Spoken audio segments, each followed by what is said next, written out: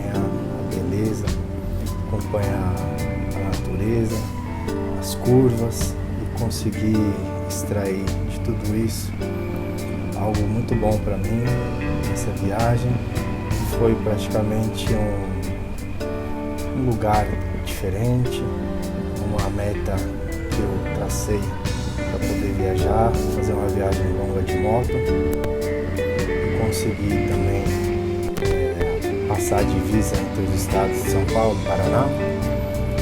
E esse lugar é simplesmente fantástico, sensacional, de ficar com o olho atento em todos os lugares, tentar obter o máximo possível de detalhes, porque é um lugar que vale muito a pena, é um lugar onde a gente consegue repor as energias, tirar um pouco os problemas da cabeça, consegue revigorar. Espero que vocês gostem do passeio e quem tiver a oportunidade de fazer, que faça, pois o Rastro da Serpente é maravilhoso, é um lugar fantástico. Um grande abraço a todos.